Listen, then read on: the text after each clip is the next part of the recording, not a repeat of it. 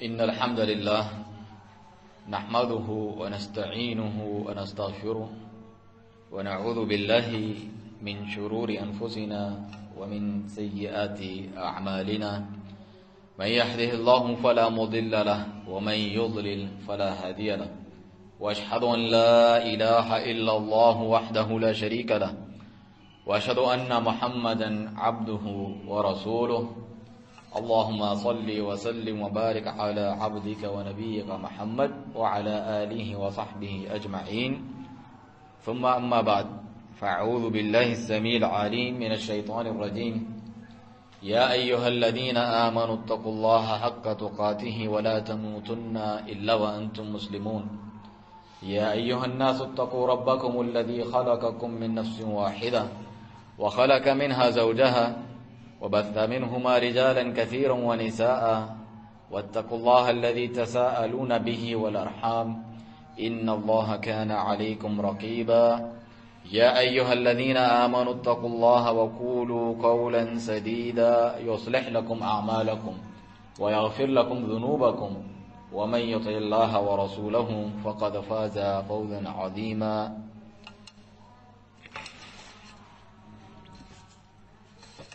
ہر قسم کی بڑائی، کبریائی، تعریفیں، پاکیاں اللہ عز و جل کے لیے لائق اور زیبا ہے، جو نہ صرف خالق مالک رب العالمین ہے بلکہ اسی کے لیے تمام پیارے نام اور اعلیٰ صفات ہیں.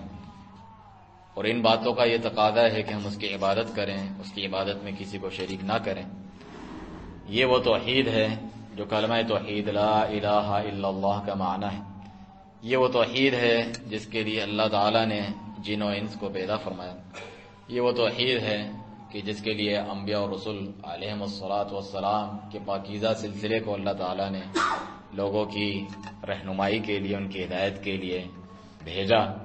اور یہی وہ بنیاد ہے کہ جسے اپنانے کے بعد کوئی نیک عمل اللہ تعالیٰ کے ہاں چڑھ کے جاتا ہے اور قابل قبول ہوتا ہے. اور اگر یہ نہ ہو تو زمین سے آسمان تک نیکیاں بھلائیاں بھر لیں، وہ ناقابل قبول ہیں بلکہ ضائع ہو جانے والی ہیں اور آپ کی محنت رائے گاہ جائے گی. تو کتنا اہم ہوگا اسے سیکھنا اور جو اس کے مخالف باتیں ہیں ان سے بچنا. اللہ سبحانہ تعالیٰ ہمیں توحید سیکھنے، سمجھنے، آگے تک پہنچانے اور شرک جان کر اس سے بچنے کی توفیق عطا فرمائے. اور ان پر سب سے بہترین طریقے سے عمل کرنے والے اللہ تعالیٰ کے انبیاء کرام علیہم الصلاۃ والسلام تھے، پھر ان کی پیروی کرنے والے ان کے ساتھی صحابہ، اور پھر جو ان کے طریقے پر چلتے آئے ہیں. ان سب نے توحید کا اہتمام کیا، حالات کیسے بھی ہوں. جس طرح آپ ہمارے خطبات میں سنتے ہیں کہ کس طریقے کے بھی نازک حالات ہوں، ہر آن ہر پل اللہ کی توحید بیان بھی کی جائے گی، اس کو اپنایا بھی جائے گا. اسی کے ذریعے سے اللہ تعالیٰ کی مدد و نصرت اور دنیا اور آخرت کی بھلائیاں ملتی ہیں کہ توحید اپنائی جائے. اور اس کے جو تقاضے ہیں، لوگ کہیں گے ہم نیک اعمال کی بات کرنا، گناہوں سے بچنے کی بات نہیں کرتے. یہ توحید کے تقاضوں میں شامل ہیں کہ جس رب پہ میں ایمان لاتا ہوں اس کی اطاعت فرمانبرداری کروں، اس کی نافرمانی سے بچوں.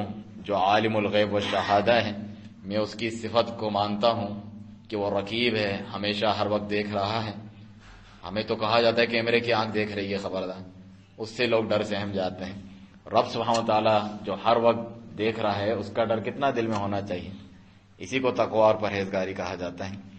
تو اللہ کی توحید اپنا کے شرک سے بچنا، اہل شرک و کفر سے بچنا اور بیزاری کا اعلان کرنا، ساتھ میں اللہ تعالیٰ کا تقوی اپنانا، یہ وہ اسباب ہیں ہر قسم کی فلاح کے، سعادت مندی کے دنیا اور آخرت میں.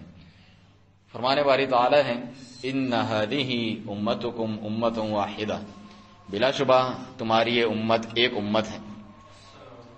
سبحان اللہ، کتنا یہ عظیم بات ہے، کتنا عظیم جذبہ ہے کہ لوگ مختلف رنگ و نسل کے ایک بن جاتے ہیں ایک عقیدہ اپنانے کی وجہ سے، ایک رب کو ماننے کی وجہ سے، ایک دین کو ماننے کی وجہ سے، ایک قبلے کی طرف منہ کرنے کی وجہ سے، ایک رسول کی اطاعت فرمانبرداری کرنے کی وجہ سے. تو یہی تو اصل بنیاد ہے ہماری. آگے فرمایا وَأَنَا رَبُّكُمْ فَاعْبُدُونِ، تم ایک امت ہو اور سب کی یہ چاہت ہے اور یہی نعرہ ہے کہ امت کو ایک ہونا چاہیے. اپنے اختلافات بھلا دیں سب کچھ، لیکن اللہ تعالیٰ نے آگے بتا دیا کہ ایک تب ہوگے وَأَنَا رَبُّكُمْ فَاعْبُدُونِ، کہ اکیلا مجھ کو رب مانو اور صرف میری ہی عبادت کرو۔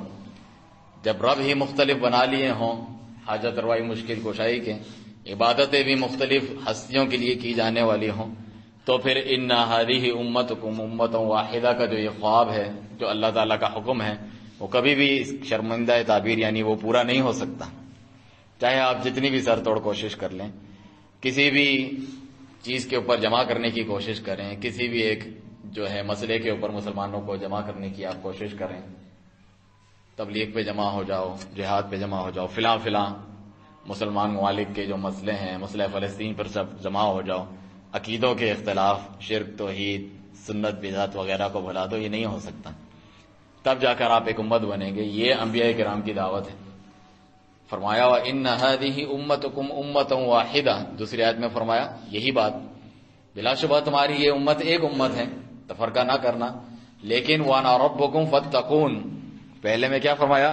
فَاعْبُدُونَ، میری ہی عبادت کرو، اس میں کیا فرمایا؟ فَاتَّقُونَ، مجھی سے ڈرو، میری پرہیزگاری اختیار کرو، کیونکہ جو تقوی ہے اللہ تعالیٰ کا، اس کی بھی بنیاد اللہ تعالیٰ پر ایمان اور اس کی توحید ہے۔ ہمارے ہاں عام طور پر جب تقوی کی بات کی جاتی ہے تو اس سے یہی مراد لیا جاتا ہے کہ گناہوں سے بچو، فواحش سے بچو، پرہیزگاری اختیار کرو، نیک اعمال کرو، لیکن اس کی جو اصل بنیاد ہے اس پر بات نہیں کی جاتی اکثر لوگوں کے ہاں کہ اللہ کی توحید اپناؤ اور شرک کو چھوڑو، یہ سب سے پہلا تقوی ہے۔ قرآن کریم میں اللہ تعالیٰ پہلا حکم ارشاد فرماتا ہے، سورہ فاتحہ میں دعا ہے، اللہ تعالیٰ کے ناموں کی خبر ہے، اس کے بعد سورہ بقرہ میں اس کتاب پر، اگلی کتابوں پر ایمان لانے کا ذکر ہے، غیب پر ایمان لانے کا ذکر ہے، مومنوں کی صفات ہیں، پھر کافروں کی صفات ہیں، پھر منافقوں کی صفات ہیں۔ یہ جتنی بھی آیتیں ہیں شروع میں، اس میں آپ دیکھیں کوئی حکم نہیں ہے کہ یہ کرو، بتایا گیا ہے، خبر دی گئی ہے ان چیزوں پر جو ہے ان کی صفات انسان جانے۔ پہلا جو حکم اللہ تعالیٰ نے دیا ہے 20، 21 یا 22 آیتوں میں سورہ بقرہ کی، وہ یہی ہے کہ یا ایھا الناس، اے لوگو، اعبدوا ربکم، اپنے رب کی عبادت کرو۔ اس آیت میں کیا فرمایا تھا؟ وَأَنَا رَبُّكُمْ فَاعْبُدُونَ۔ اتفاق کب ہو سکتا ہے کہ رب مان کر عبادت بھی صرف اسی کی کرو؟ تو ادھر بھی تمام لوگوں کو کیا عام دعوت دی گئی ہے کہ یا ایھا الناس، اے لوگو، اعبدوا ربکم، اپنے رب کی عبادت کرو، الذی خلقکم والذین من قبلکم لعلکم تتقون، جس نے تمہیں بھی پیدا کیا، تم سے پہلے لوگوں کو بھی پیدا کیا۔ یہ پیدا کرنا رب کا کام ہے، تو یہ صرف اللہ کی ربوبیت اور رب ماننا ہے، لیکن کرنا تمہیں اس کے بدلے میں کیا ہے؟ اعبدوا، تمہیں اس کی عبادت کرنی ہے۔ صرف یہ ماننا، تسلیم کر لینا کافی نہیں ہے کہ اللہ ہمارا رب ہے، عبادت بھی پھر اس کی کرو، اس کی عبادت میں کسی کو شرک نہ کرو، کہ جس نے تمہیں اور تم سے پہلے لوگوں کو پیدا کیا، آسمان سے پانی برسا کے تمہارے لیے مختلف پھل فروٹ کھیت اللہ تعالیٰ نے پیدا کیے، رزقا لکم، تمہارے رزق کے لیے، فلا تجعلوا للہ اندادا وانتم تعلمون، تو ہرگز بھی اللہ کے برابر والے شریک نہ بنانا جبکہ تمہیں معلوم ہے۔ کیا معلوم ہے؟ یہ معلوم ہے کہ اللہ ہمارا رب ہے، اس نے ہمیں پیدا کیا، بارش وہ نازل کرتا ہے، تو پھر عبادت کے لائق بھی کون ہے؟ وہی اکیلا ہے، اسی سے رزق طلب کرنا، کسی اور کو جو ہے داتا اور جو ہے غریب نواز سمجھ کر نہ پکارنا ہے، کیونکہ یہ تمام چیزیں آپس میں جڑی ہوئی ہیں۔ چنانچہ اس آیت کے آگے فرمایا وَإِنَّ هَذِهِ أُمَّتُكُمْ أُمَّةً وَاحِدَةً، بلا شبہ تمہاری یہ امت ایک امت ہے، وَأَنَا رَبُّكُمْ فَاتَّقُونَ، میں تمہارا رب ہوں، مجھی سے ڈرنا۔ لیکن لوگوں نے کیا کیا؟ فَتَقَطَّعُوا أَمْرَهُمْ بَيْنَهُمْ زُبُرًا، انہوں نے تفرقہ کیا، مختلف جماعتیں اور گروہ اور ٹولیاں بن گئے اسی عقیدے میں اختلاف کر کے۔ کل حزب بما لدیہم فرحون، ہر گروہ اس پر خوش ہے، مگن ہے، راضی خوشی ہو کر بیٹھ گیا ہے جو اس کے پاس ہے، میں ہی صحیح ہوں باقی غلط ہیں۔ اور اللہ سبحانہ تعالیٰ ایسے لوگوں کے تعلق سے اپنے پیارے نبی صلی اللہ علیہ وسلم، جن کے امتی ہم کہلاتے ہیں، امت محمدیہ ہیں، ہم کیسے جو ہے سارے زمانے میں ذلیل و خوار ہو سکتے ہیں؟ اللہ نے ہم سے عروج، ترقی اور جیت اور فتح کا وعدہ کیا ہے۔ اللہ تعالیٰ ایسے لوگوں کے بارے میں فرماتا ہے اے نبی آپ کا ان سے کوئی تعلق نہیں، ان الذین فرقوا دینہم، بے شک جنہوں نے اپنے دین میں تفرقہ کیا، دین یہی اللہ کی توحید سے شروع ہوتا ہے، وکانوا شیعا، اور مختلف گروہ بن گئے، لست منہم فی شیء، آپ کا ان سے کوئی لینا دینا نہیں ہے، آپ کا ان سے کوئی تعلق نہیں، انما امرہم الی اللہ، ان کا معاملہ تو اللہ تعالیٰ کے سپرد ہے، ثم ينبئهم بما كانوا يفعلون، پھر اللہ تعالیٰ بتلا دے گا ان کو جو وہ حرکتیں کیا کرتے تھے اس دنیا میں، یعنی ایک قسم کی وعید ہے، ڈرایا گیا ہے اللہ تعالیٰ کی طرف سے، کیونکہ عقیدوں کا اختلاف اور شرک کا آنا یہی اختلاف کی بنیاد ہوتی ہے، جو پچھلی امتوں میں بھی ہو گیا تھا۔ چنانچہ دوسری آیت میں کیا فرمایا؟ منیبین الیہ واتقوہ، اللہ کے حضور سب رجوع لاؤ، سب صحیح عقیدہ رکھو، واتقوہ اور اس کا تقوی اختیار کرو، واقیموا الصلاۃ اور نماز قائم کرو۔ نماز خود مسلمانوں کے اتحاد اتفاق کی ایک بہت بڑی مثال ہے سب کے لیے، کہ وہ ایک رب کے آگے جھکے ہوئے ہوتے ہیں، اس کی عبادت کر رہے ہوتے ہیں۔ آگے کیا فرمایا؟ وَلَا تَكُونُوا مِنَ الْمُشْرِكِينَ، نماز قائم کرو، اللہ کے حضور رجوع کرو، لیکن مشرکوں میں سے نہ ہو جانا۔ اور مشرکوں کی کیا صفت بتائی؟ ان کے شرک کے نتیجے میں کیا ہوتا ہے؟ مِنَ الَّذِينَ فَرَّقُوا دِينَهُمْ، جنہوں نے اپنے دین میں تفرقہ کیا، وَكَانُوا شِيَعًا، مختلف گروہ پارٹیاں تنظیمیں بن گئے، كُلُّ حِزْبٍ بِمَا لَدَيْهِمْ فَرِحُونَ، ہر گروہ اس پر خوش ہے جو کچھ اس کے پاس ہے۔ چنانچہ مسلمانوں کے اتحاد اتفاق کے لیے ضروری ہے کہ ان کا دل ایک ہو، ان کا عقیدہ ایک ہو، اس کو بھلا کر کبھی بھی یہ تفرقہ بازی ختم نہیں ہو سکتی۔ جس طرح آپ ہر خطبہ جمعہ وغیرہ میں آیت سنتے ہیں کہ یا ایھا الذین آمنوا اتقوا اللہ حق تقاتہ، توحید اور تقوی کا چولی دامن کا ساتھ ہے، دونوں چیزیں ساتھ ہونا ضروری ہے کہ اے ایمان والو اللہ تعالیٰ سے ڈرو، اس کا تقوی اختیار کرو جس طرح اس سے ڈرنے کا حق ہے، وَلَا تَمُوتُنَّ إِلَّا وَأَنْتُمْ مُسْلِمُونَ، اس سے ڈرنے تقوی کا حق یہ ہے کہ اسلام کی حالت میں تمہیں موت آنی چاہیے، اس میں کسی قسم کی گڑبڑ اور شرک نہیں ہونا چاہیے۔ اسلام کی بنیاد لا الہ الا اللہ، جس کا آخری کلمہ ہوگا، اس عقیدے پہ جائے گا، وہ جنت میں داخل ہوگا جس طرح حدیث میں۔ اور کیا کرنا ہے؟ وَاعْتَصِمُوا بِحَبْلِ اللَّهِ جَمِيعًا وَلَا تَفَرَّقُوا، تم سب مل کر اللہ کی رسی کو مضبوطی سے تھامو، یہی کتاب و سنت اور صحابہ کا طریقہ۔ وَلَا تَفَرَّقُوا، اور تفرقہ بازی نہ کرنا، اور یاد کرو وَاذْكُرُوا نِعْمَتَ اللَّهِ عَلَيْكُمْ، اللہ کی نعمت جو تم پر اس نے کی، اِذْ كُنْتُمْ أَعْدَاءً فَأَلَّفَ بَيْنَ قُلُوبِكُمْ، تم آپس میں ایک دوسرے کے جانی دشمن تھے، اس نے تمہارے دلوں میں الفت اور محبت ڈال دی۔ کیا چیز پہلے تھی اور بعد میں وہ ختم ہو گئی جس کی وجہ سے وہ بھائی بھائی بن گئے؟ شرک موجود تھا، الگ الگ رب کو پکارا کرتے تھے، الگ الگ الہ معبودات انہوں نے جو واسطے وسیلے کے لیے بنائے تھے، اس وجہ سے وہ ایک دوسرے کے جانی دشمن تھے، لیکن توحید اپنا کے فَأَلَّفَ بَيْنَ قُلُوبِكُمْ، تمہارے دلوں کو آپس میں ملا دیا، فَأَصْبَحْتُمْ بِنِعْمَتِهِ إِخْوَانًا، اللہ کی نعمت سے تم آپس میں بھائی بھائی بن گئے، وَكُنْتُمْ عَلَى شَفَا حُفْرَةٍ مِّنَ النَّارِ، تم تو جہنم کے جو گڑھا ہے اس کے کنارے تک پہنچ چکے تھے، گرنے والے تھے، فَأَنْقَذَكُم مِّنْهَا، اللہ تعالیٰ نے تمہیں اس سے بچا لیا۔ جہنم سے شدید تو کوئی چیز نہیں ہے، دنیا کی آگ دھماکے میزائل جس سے ہم پریشان ہوتے ہیں مختلف جگہوں پر، یہ تو اس سے بھی زیادہ خطرناک چیز ہے، اللہ تعالیٰ نے اس سے بچا لیا اپنے توحید کے ذریعے سے اور دلوں کو ملا دیا۔ كَذَلِكَ يُبَيِّنُ اللَّهُ لَكُمْ آيَاتِهِ لَعَلَّكُمْ تَهْتَدُونَ، اللہ تعالیٰ اسی طرح تمہارے لیے اپنی آیتیں ذکر کرتا ہے تاکہ تم ہدایت پاؤ۔ کون سی ہدایت؟ جس کے بارے میں اللہ تعالیٰ فرماتا ہے کہ یہ قرآن هُدًى لِّلْمُتَّقِينَ ہے، جس تقوی کی ہم بات کر رہے ہیں ان کے لیے یہ ہدایت ہے قرآن مجید، جس کی آپ ہر نماز میں بہت سے لوگ بے سوچے سمجھے دعا کرتے ہیں کہ اہدنا الصراط المستقیم، تو صراط مستقیم یہی ہے، اللہ کی توحید اپناؤ، اسی کی بنیاد پر تمہارا اتحاد اور اتفاق ہوگا، شرک کو چھوڑ دو، اہل شرک کو چھوڑ دو، جب اللہ سبحانہ تعالیٰ کی جو ہے مدد و نصرت آئے گی۔ کیونکہ آپ مسجد اقصیٰ کی بات کرتے ہیں، مسجد الحرام تو اس سے بھی زیادہ افضل ہے، جس میں ایک پڑھی گئی نماز لاکھوں نماز کے برابر ہے۔ اس دنیا میں سب سے افضل مسجد رسول اللہ صلی اللہ علیہ وسلم کی زبانی کیا ہے؟ مسجد الحرام ہے، مکہ مکرمہ میں خانہ کعبہ۔ اللہ تعالیٰ کیا فرماتا ہے ان کے تعلق سے؟ ادھر بھی جو ہے اصل اس کے ولی وارث کون ہوں گے؟ جو متقی ہیں، جو توحید والے ہیں۔ اللہ تعالیٰ فرماتا ہے مشرکوں کو زیب نہیں دیتا کہ اللہ کی مساجد کو وہ آباد کریں یا اس کے والی بننا چاہیں کہ ہم اس کے حقدار ہیں، تم نکلو مومنوں کو، مسلمانوں کو۔ مومن مسلمان جو اللہ کی عبادت کرتے ہیں، اس کے ساتھ کسی کو شریک نہیں کرتے، اس کے علاوہ کسی سے نہیں ڈرتے، وہ اس کے والی وارث ہیں۔ فرمایا وما لهم الا يعذبهم، کیا ہوا ہے کہ اللہ ان کو عذاب نہ دے، وهم يصدون عن المسجد الحرام، یہ تو مسجد حرام سے تمہیں روکتے ہیں، وما كانوا اولیاء، حالانکہ یہ اس کے متولی نہیں ہیں، اس کے ولی وارث یہ لوگ نہیں ہیں، بلکہ ان اولیاءه الا المتقون، اصلی متقی جو ہیں اللہ کی توحید والے، وہ اس کے زیادہ حقدار ہیں۔ وَلَكِنَّ أَكْثَرُهُمْ لَا يَعْلَمُونَ، لیکن اکثر لوگ نہیں جانتے۔ اللہ سبحانہ تعالیٰ نے مختلف انبیاء کرام علیہ السلام کے واقعات میں بھی یہ بات ذکر کی کہ کس طرح وہ اپنی قوموں کو ہر مشکل مرحلے میں اللہ پر ایمان اور اس کی توحید کی تلقین کیا کرتے تھے۔ چنانچہ ابراہیم علیہ السلام جن کی پیروی کرنے کا اللہ تعالیٰ نے حکم دیا اپنے نبی کو بھی اور ہمیں بھی، اللہ تعالیٰ فرماتا ہے قال یا قومی، انہوں نے کہا ہے میرے قوم، انی بریء مما تشرکون، جنہیں تم اللہ کا شریک کرتے ہو میں ان سے بری اور بیزار ہوں۔ انی وجہت وجہی للذی فطر السماوات والارض، میں نے اپنا چہرہ خالص اس طرف کر لیا ہے جس نے زمین اور آسمان کو بنایا ہے، رب العالمین کی طرف، حنیفاً، حنیف کہتے ہیں یعنی تمام باتیں کو چھوڑ کے صرف ایک اللہ کی طرف متوجہ ہونے والا۔ وما انا من المشرکین، اور میں مشرکوں میں سے نہیں ہوں۔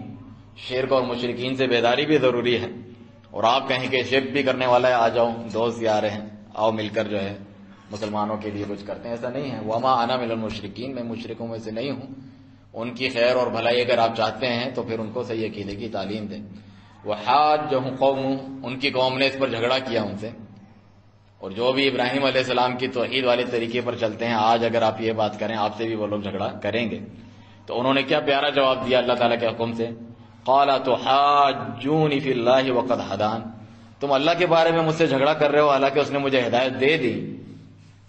ولا اخاف ما تشرکون به الا ان یشاء ربی شیئا، تم مجھے ڈراتے ہو کہ ہمارے جو بڑے جنہیں ہم پکارتے ہیں ان کی طرف سے کوئی پھٹکار تجھ پہ آ پڑے گی، تجھ پر عذاب آ جائے گا، اس سے ہمیں ڈراتے ہیں، تو میں کیوں ڈروں ان سے جن کا تم اللہ تعالیٰ کے ساتھ شریک کرتے ہو کسی کو، حالانکہ میرا رب ایسا ہے وسع ربی کل شیء علما، اس کے علم نے ہر چیز کو گھیر رکھا ہے اللہ سبحانہ تعالیٰ نے، کوئی چیز اس کے علم سے باہر نہیں۔ افلا تتذکرون، اور بتایا وکیف اخاف ما اشرکتم ولا تخافون انکم اشرکتم باللہ ما لم ينزل به علیکم سلطانا، میں کس طرح ڈروں ان ہستیوں سے جنہیں تم اللہ تعالیٰ کے سوا پکارتے ہو، شریک کیا ہوا ہے، حالانکہ تم اللہ رب العالمین سے نہیں ڈرتے کہ اس کا شرک کرتے ہو دھڑلے سے، بالکل جو ہے بے باکی سے اللہ تعالیٰ کے ساتھ دلیری کے ساتھ شرک کرتے ہو، پکارتے ہو اللہ کو چھوڑ کے غیروں کو، تو میں کیوں ڈروں تمہارے ان کمزور شریکوں سے جب تم اللہ رب العالمین سے نہیں ڈرتے۔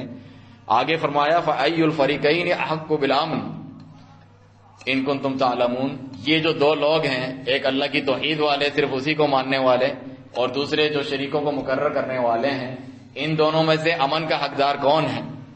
ہم کہتے ہیں نا جنگ بندی ہو جائے، امن و امان آ جائے، مسلمانوں کی جان چھوٹے کافروں سے غلبے سے، تو امن کا حقدار ہے کون اللہ تعالیٰ کے نزدیک؟ ایسے لوگوں کو امن ملے گا جو اللہ تعالیٰ کے ساتھ وعدہ کریں کہ ہم تیرے سوا کسی کی عبادت نہیں کریں گے اور پھر اللہ کی عبادت میں غیروں کو شریک کریں۔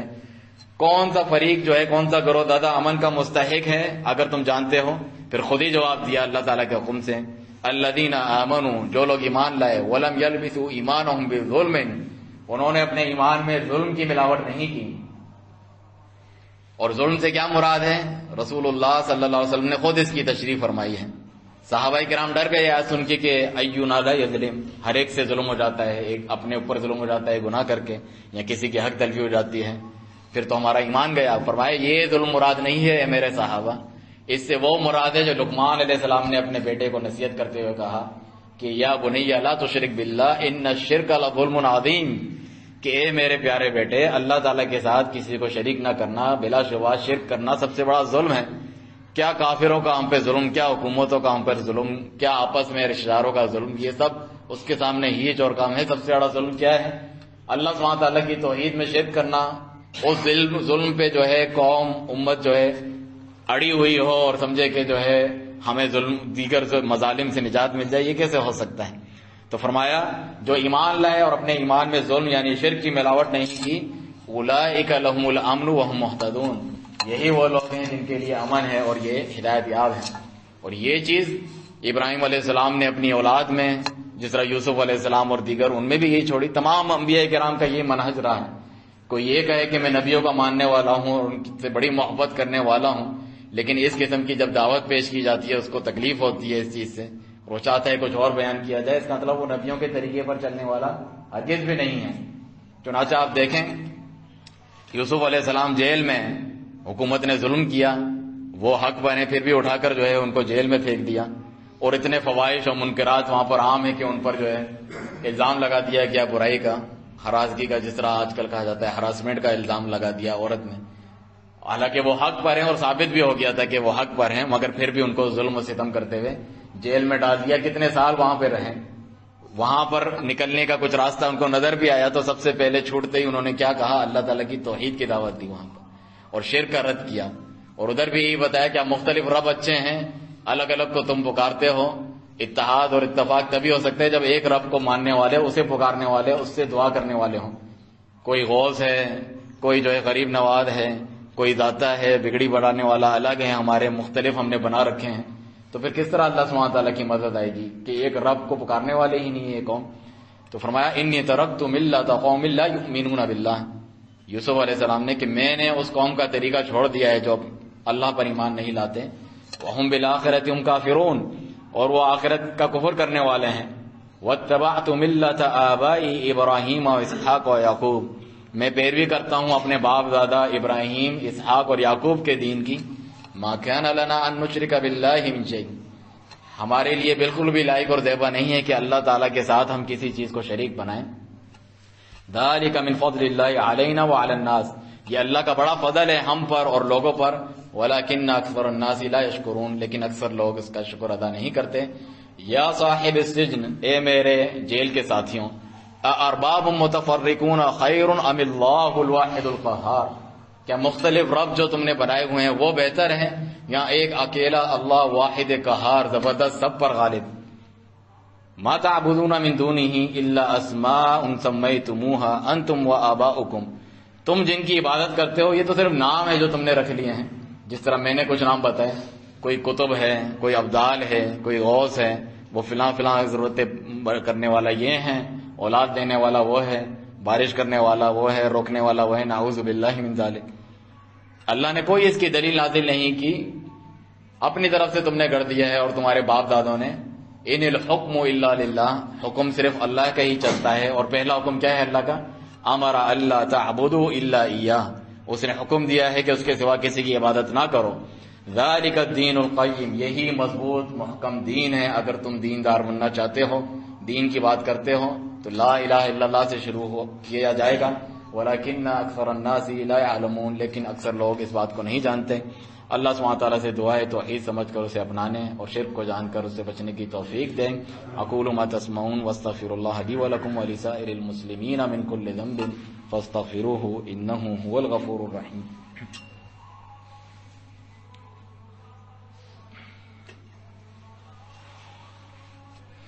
الحمد للہ حمدا کثیرا طیبا مبارکا فیہ کما یحب ربنا ویرضى.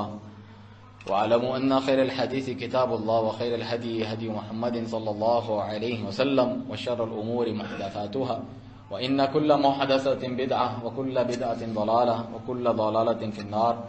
اللهم صل على محمد وعلى آل محمد كما صليت على إبراهيم وعلى آل إبراهيم إنك حميد مجيد. اللهم بارك على محمد وعلى آل محمد كما باركت على إبراهيم وعلى آل إبراهيم إنك حميد مجيد. رسول اللہ صلی اللہ علیہ وسلم کا فرمان ہے ثلاث لا يغل علیہن قلب مسلم، تین ایسی باتیں ہیں ایک مسلمان کے دل میں کبھی بھی اس تعلق سے کوئی کھوٹ اور خیانت نہیں آتی کہ آپ اگر ان تین باتوں کو ان کے سامنے پیش کریں تو اس کو کوئی تکلیف ہونے لگے کہ وہ ان باتوں کو نہ مانے یا پسند نہ کرے. ایسا نہیں ہو سکتا. یا تو پھر وہ اپنے ایمان کو ٹٹولے اور اس کو جانچے کہ واقعی صحیح اسلام اور ایمان ہے میرے اندر یا نہیں. پہلی چیز کیا ہے؟ اخلاص العمل للہ، اللہ کے لیے عمل میں اخلاص اپنانا. توحید کے بیان سے کسے چڑ ہو سکتی ہے؟ پتہ نہیں کیوں لوگوں کو چڑ ہوتی ہے کہ یہ ایک اللہ کے پکارنے کی بات کر رہا ہے تو کیا تکلیف ہے اگر تم مومن اور مسلمان ہو. یہ تو مشرکوں کا ذکر ہے. اللہ تعالیٰ فرماتا ہے وَإِذَا ذُكِرَ الَّذِينَ مِن دُونِهِ إِذَا هُمْ يَسْتَبْشِرُونَ. جب اللہ تعالیٰ کا اکیلا ذکر کیا جاتا ہے اشمئزت قلوب الذین لا یؤمنون بالآخرہ، ان کے دل گھٹنے لگتے ہیں جو آخرت پر ایمان نہیں رکھتے. جب دوسروں کا بھی ذکر کیا جاتا ہے یا اللہ کے ساتھ یا فلاں بھی پکارو تو جو ہے بالکل خوش ہو جاتے ہیں، چہرے ان کے چمک اٹھتے ہیں کہ ابھی اس نے اچھی بات کی، اسے بھی پکارو انہیں بھی پکارو. مومن تو خوش ہوتے ہیں. تو پہلی چیز یہ ہے کہ مومن کا دل کبھی بھی تنگ نہیں ہوگا یہ کرنے سے کہ عمل میں اللہ کے لیے اخلاص ہونا چاہیے. دوسری چیز سنوائے مناصحۃ ائمۃ المسلمین، مسلمانوں کے جو ائمہ ہیں، عمراء ہیں، حکمران جو آپ کے اوپر ہیں، ان کی نصیحت اور خیر خواہی چاہنا کیونکہ جو میں اتحاد اور اتفاق کی بات کر رہا ہوں، مسلمانوں کے عقیدہ ایک ہوگا تبھی ایک اتحاد اور اتفاق ہوگا، اسی طرح ان کی قیادت جو ہے ایک ہوگی، آپ کے ملک کی سربراہی وغیرہ مختلف جماعتیں ٹولیاں لوگوں نے اپنے عمرہ وغیرہ نہ بنا رکھے ہوں گے، تب جا کر اتحاد و اتفاق ہوگا۔ ایک ملک ایک فوج وغیرہ جو کافروں سے دفاع کرتی ہے یا ان کے خلاف کارروائی کرتی ہے، تب جا کر مسلمانوں کو مدد و نصرت ملتی ہے۔ یہی خلفائے راشدین کا طریقہ، یہی نبی صلی اللہ علیہ وسلم کا طریقہ رہا ہے، نہ کہ مختلف گروہوں کا جو میں نے ابھی ذکر کیا کہ اللہ تعالیٰ فرماتا ہے کہ آپ کا ان سے کوئی تعلق نہیں، جنہوں نے مختلف گروہ بنائے، کل حزب بما لدیہم فرحون، خوش ہیں اپنے اپنے طریقوں پر، ایسا نہیں۔ تو اگر یہ بات سن کے کسی کو تکلیف ہو رہی ہے جو اس طرح میں نے بتایا، تو وہ اپنے اسلام کو دیکھے کہ میرا صحیح ہے۔ فرمایا تین چیزیں ہیں جس سے ایک مسلمان کبھی بھی اس کے دل میں کوئی رنجش پیدا نہیں ہوتی جب اس کو بتایا جائے۔ اللہ کے لیے اخلاص اپنانا، اللہ تعالیٰ نے جو حکمران آپ کے اوپر مسلط کر دیے ہیں ان کی خیر خواہی چاہنا، ان کو جو ہے نیکی کی طرف جو ہے رہنمائی کرنا، وہ لزوم جماعتہم، اور انہی کی جماعت کو لازم پکڑنا۔ اس سے بھی معلوم ہوا کہ جب جماعت کو لازم پکڑنے مراد ہوتا ہے آپ کا ملک، حکومت، ریاست، جو مسلمان ہیں اچھے ہوں یا برے ہوں، اس کے ساتھ جڑے رہنا، جس طرح عقیدوں کی کتاب میں اہل سنہ والجماعہ کے علماء کرام نے ذکر کیا ہے۔ آخر میں دیکھیں بڑے اہم جملہ رسول اللہ صلی اللہ علیہ وسلم نے فرمایا، فَإِنَّ الدَّعْوَةَ تُحِيطُ مِنْ وَرَائِهِمْ، یہ سنن ابن ماجہ کی صحیح روایت ہے، کیونکہ جو ان کی دعائیں ہیں مسلمانوں کی، حکمران ہو یا محکومین، تحیط من ورائہم، وہ چاروں طرف سے گھیر لیتی ہے اور ان کی حفاظت کرتی ہے، جس طرح قلعہ ہوتا ہے چاروں طرف سے بچاتا ہے۔ دعا تو مومن کا اسلحہ ہے، ہتھیار سے بڑھ کر ہے مسلمان کی توحید۔ لوگ اس کو کمتر سمجھتے ہیں کہ آپ تو کچھ نہیں کر رہے، باہر نکل کے جلد سے جلوس ہے تو آج بس دعا کرو مسلمانوں کے لیے، اس کو یعنی کوئی کمتر چیز سمجھتے ہیں۔ تو ایسے قوم کی اللہ تعالیٰ کیا مدد کرے جو اللہ تعالیٰ کی سب سے افضل ترین عبادت الدعاء والعبادہ، اس کی اتنی تحقیر کرتے ہیں، اس کو کمتر چیز سمجھتے ہیں۔ اگر کسی سے کہا جائے کہ دعا کرو تو پھر کہاں سے اللہ تعالیٰ کی مدد کر رہے ہیں؟ جب اللہ سبحانہ تعالیٰ سے بھی دعا نہیں کرنی ہے تو پھر کہاں سے تمہیں مدد و نصرت آئے گی؟ یہ تو مومن کا سب سے بڑا جو ہے ہتھیار ہے۔ آ کے میں ایک حدیث بیان کروں گا کہ اللہ تعالیٰ کی توحید تو اتنی پاورفل اور اتنی طاقتور چیز ہے کہ جو آپ کے اسلحے سے زیادہ مضبوط ہے، اور اللہ سبحانہ تعالیٰ مدد و نصرت دے دیتا ہے ان کے بغیر بھی۔ تو فرمایا کہ ان کی جو دعائیں ہیں ان سب کو گھیر لیتی ہیں، اس کا یہ مطلب ہے اس کی حفاظت کرتی ہیں اللہ تعالیٰ کے حکم سے۔ مسلمانوں مومنوں کی جماعت کو جو لازم پکڑتا ہے ان سے الگ نہیں ہو جاتا، الگ طرف نہیں بناتا، مختلف جماعتیں ٹولیاں نہیں بناتا، تو ان کی دعائیں بھی ان کو ملتی ہے۔ کس طرح آپ دیکھتے ہیں ہم جو دعائیں کرتے ہیں، اے اللہ مسلمانوں کی، مومنوں کی، توحید والوں کی مدد کر، آمین۔ تو اگر آپ توحید والے نہیں ہیں آپ کو یہ دعا ملے گی نہیں، لگے گی آپ کو یہ دعا۔ اگر آپ شرک کرتے ہیں تو آپ کو اگر مسلمانوں مومنوں کی دعائیں چاہیے جس کے ذریعے سے اللہ مدد کرتا ہے، آپ کو پھر بھی توحید اپنانی پڑے گی اور شرک چھوڑنا پڑے گا۔ اسی طرح رسول اللہ صلی اللہ علیہ وسلم کا فرمان ابو ہریرہ رضی اللہ عنہ سے روایت ہے صحیح مسلم میں کہ ان اللہ یرضی لکم ثلاثا ویسخط لکم ثلاثا، اللہ تمہاری تین چیزوں سے راضی ہوتا ہے، تین چیزوں سے ناراض ہوتا ہے، اسے غصہ آتا ہے۔ ادھر بھی وہی تین چیزیں رسول اللہ صلی اللہ علیہ وسلم نے ذکر کی۔ کس چیز سے راضی ہوتا ہے؟ یرضی لکم ان تعبدوہ ولا تشرکوا بہ شیئا، راضی اس بات سے ہیں اللہ تعالیٰ کہ تم اس کی عبادت کرو، اس کی عبادت میں کسی کو شریک نہ کرو۔ سب سے پہلی چیز اللہ کی توحید اور شرک کو چھوڑنا۔ دوسری چیز وَأَن تَعْتَصِمُوا بِحَبْلِ اللَّهِ جَمِيعًا، سب مل کر اللہ کی رسی کو مضبوطی سے تھامو، یعنی مختلف گروہ، ٹولیاں، حزبیات وغیرہ نہ بناؤ، یہ بھی ہم نے ذکر کیا، مختلف گروہ، جماعتیں وغیرہ نہ بنائیں، توحید پر جمع ہوں۔ اور تیسری چیز وہی ذکر کی وَأَن تَنَاصَحُوا وَاللَّهُ اللَّهُ أَمْرَكُمْ، اللہ نے تمہارا حکمران جس کو بنا دیا ہے اس کی نصیحت اور خیر خواہی چاہو، اس کے ماتحت رہ کر یہ سب چیزیں اور خیر بھلائیاں تمہیں حاصل ہوں گی۔ اور کون سی چیزوں سے اللہ ناراض ہوتا ہے؟ کیل و مقال، کیل و قال کرنا، فلانے نے یہ کہا، فلانے نے یہ کہا، تمہیں پتہ ہے یہ ہو رہا ہے، بس بات چیت اور گپے لگانا، مختلف باتیں، کانا پھوسیاں کرنا، یہاں وہاں پھیلانا۔ وَإِضَاعَةُ الْمَالِ، مال کو ضائع کرنا، بیکار۔ وَكَثْرَةُ السُّؤَالِ، بیکار کے سوال کرتے رہنا، عمل نہیں کرنا، بس سوال ہی سوال پوچھتے رہنا، یہ بات وہ بات، تو یہ بھی منع کیا گیا ہے۔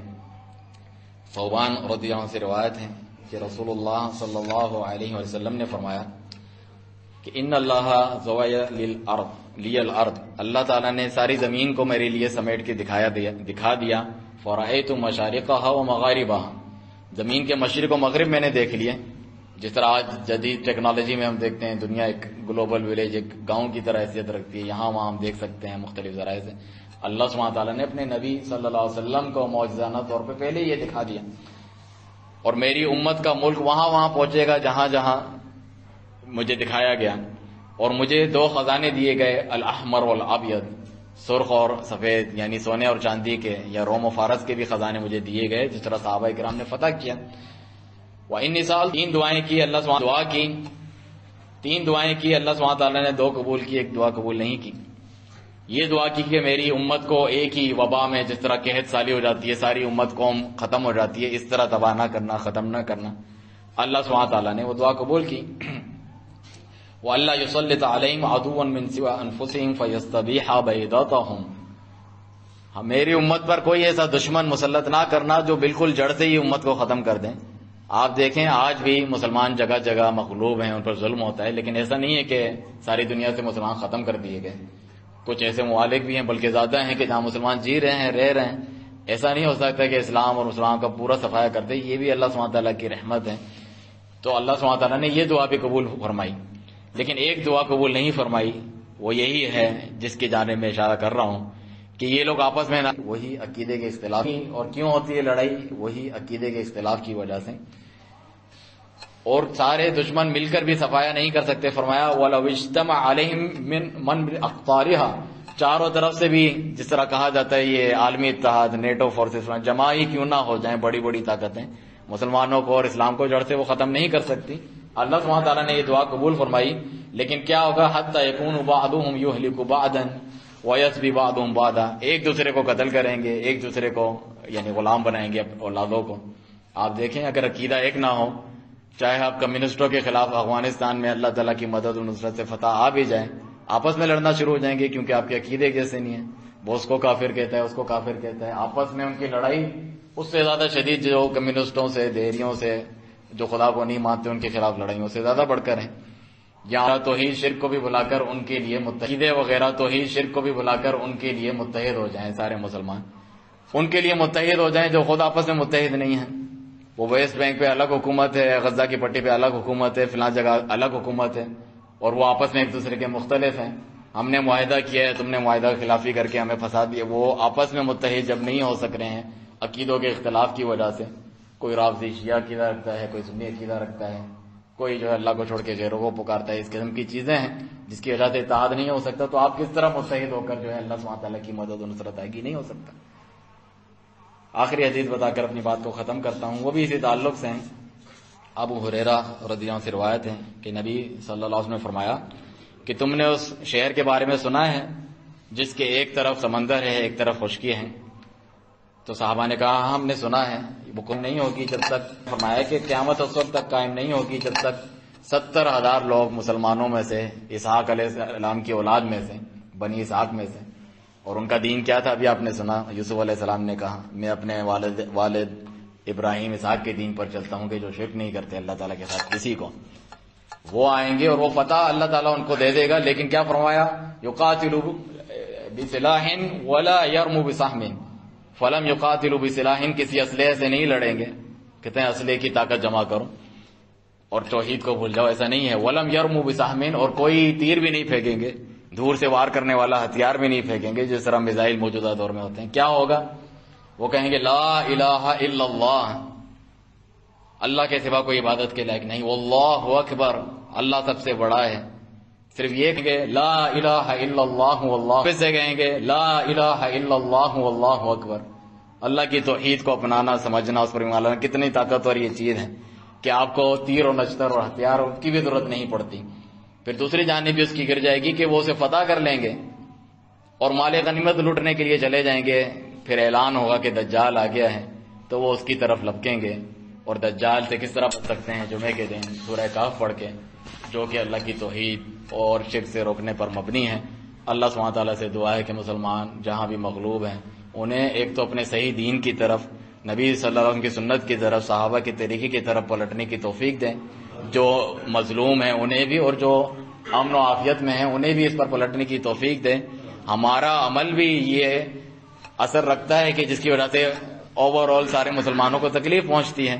چاہیے کہ ہمارا دوسروں کو بھی خیر منانی چاہیے کہ ہمارا بھی یہ حال ہو سکتا ہے اگر ہم اللہ کے دین پر نہ چلیں، ہم جو ہے نمازوں میں نہ آئیں، پابندی نہ کریں، اپنے رب کے حضور روئیں گڑ گڑائیں نہیں، حلال حرام کی تمیز کیا کریں، گناہوں سے بچیں، دین کا علم حاصل کریں، اس پر عمل کریں، آگے پہنچائیں، تب اللہ سبحانہ تعالیٰ کی مدد و نصرت آتی ہے، جلد یا بدیر، یا کم از کم آخرت میں انسان سرخرو ہو جاتا ہے اللہ تعالیٰ کے نزدیک۔ ربنا آتنا فی الدنیا حسنہ وفی الآخرۃ حسنہ وقنا عذاب النار۔